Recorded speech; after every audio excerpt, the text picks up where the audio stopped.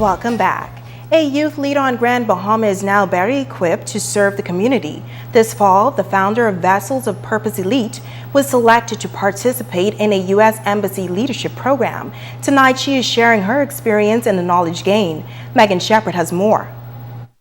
Founder of Vessels of Purpose Elite Girls Mentoring Program, Brenda Mae Cooper, attended a 3-week leadership program throughout the United States.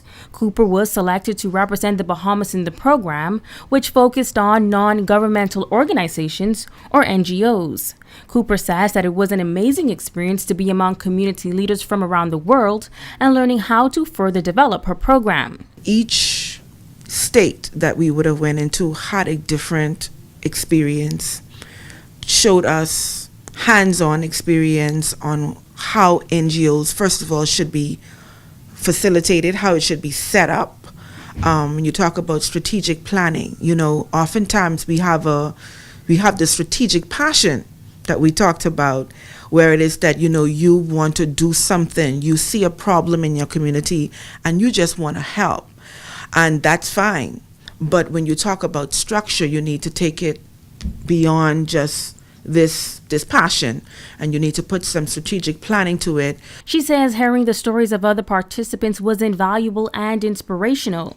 She notes that she has made many international connections, which she hopes to utilize in the future. I was there with my checklist in terms of, okay, all right, I'm doing that, and I'm not doing this, so I need to work on this. And really from the time I was there, I didn't even wait until I returned to the Bahamas. I was already visualizing and making contacts with individuals and companies and groups that I know I needed for the next step, for the next phase.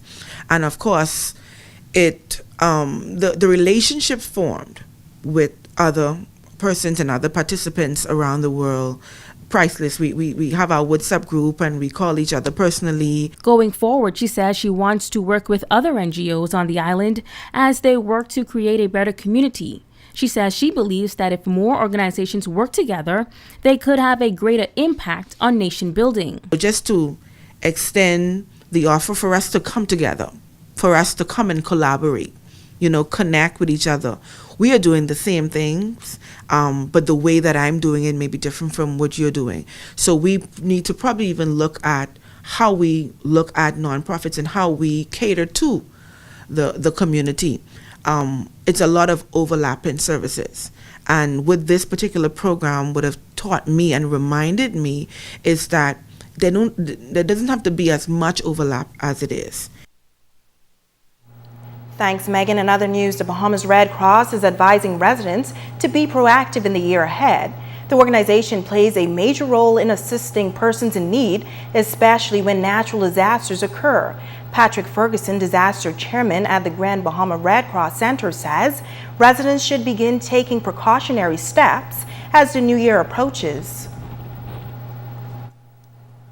Our residents now prepare for 2019 hurricane season, and also to prepare for any disaster that might happen. That could be a fire. We have 2 oil terminals on each end of our island, and something could happen. We also, all of the airplanes usually use our airspace, so we have to be prepared for anything at any time. Now, house fires are a major concern. Ferguson says residents should store flammable products properly and inspect heating sources to prevent house fires. Check your electrical wires in your home, see if any chafe wires, have them repaired, because fire could start, especially when you're sleeping. We do encourage you to put in the smoke detectors in your home, and also to change your batteries at least once a month, and also to check it at least 2 times a year. And now it is time to ask the doctor.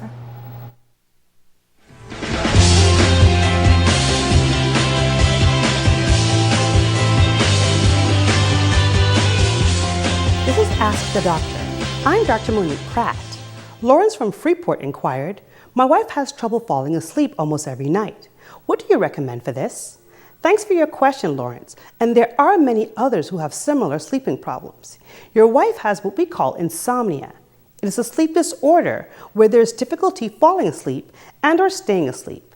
Persons suffering from insomnia may also experience tiredness upon awakening, and if they wake up during the night, they have difficulty falling back asleep. Stress, certain medical conditions such as anxiety, depression, or sleep apnea, medications, caffeine, and nicotine can all have a negative effect on sleep. If left untreated, insomnia can pose serious health risks. Studies have shown that people with insomnia are found to miss work more often, have a higher risk of developing depression, and have overall poorer health. So here are some of my recommendations to prevent insomnia. Have a regular sleep schedule, avoid caffeinated beverages late in the evening, and avoid taking naps in the evening. If these simple changes don't help and you or your partner are still experiencing sleep problems, please discuss your symptoms with your doctor. Natural sleep aids and prescribed medications for insomnia are available. I'm Dr. Monique Pratt, and this has been Ask the Doctor. Stay with us. Sports is next with Ramiko Knowles.